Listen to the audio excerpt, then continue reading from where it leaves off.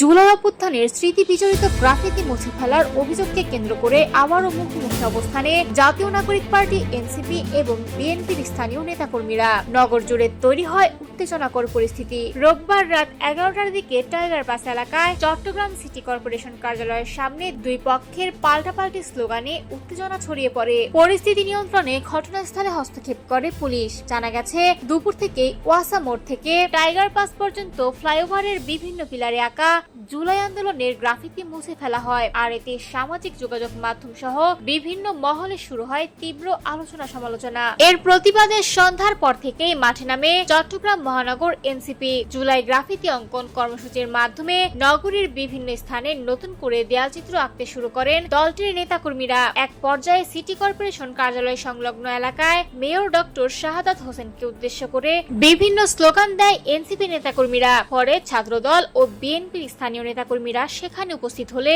শুরু হয় পাল্টাপাল্টি স্লোগান। মুহূর্তেই পুরো এলাকায় উত্তেজনা ছড়িয়ে পড়ে। তবে পুলিশ বলছে, বড় ধরনের কোনো অপ্রীতিকর ঘটনা ঘটেনি। বর্তমানে পরিস্থিতি স্বাভাবিক রয়েছে। এদিকে পুরো ঘটনায় নিজেদের অবস্থান পরিষ্কার করেছে চট্টগ্রাম সিটি কর্পোরেশন। এক সংবাদ বিজ্ঞপ্তিতে জানানো হয়, জুলাই গণ অভ্যুত্থানের স্মৃতি বিজড়িত কোনো গ্রাফিতি অপসারণের নির্দেশ মেয়র দেননি। এমনকি চসিকের কোনো বিভাগও এ ধরনের কার্যক্রম পরিচালনা করেনি বলে দাবি করা হয়েছে। অন্যদিকে এনসিপি নেতারা বলছেন, এই গ্রাফিতি শুধুই দেয়ালচিত্র নয়, এগুলো আন্দোলনের ইতিহাস, শিক্ষার্থীদের ত্যাগ আর নতুন বাংলাদেশের স্বপ্নের প্রতি। তাদের অভিযোগ, বিপ্লবের স্মৃতি মুছে সেখানে বাণিজ্যিক বিলবোর্ড বসানোর চেষ্টা চলছে।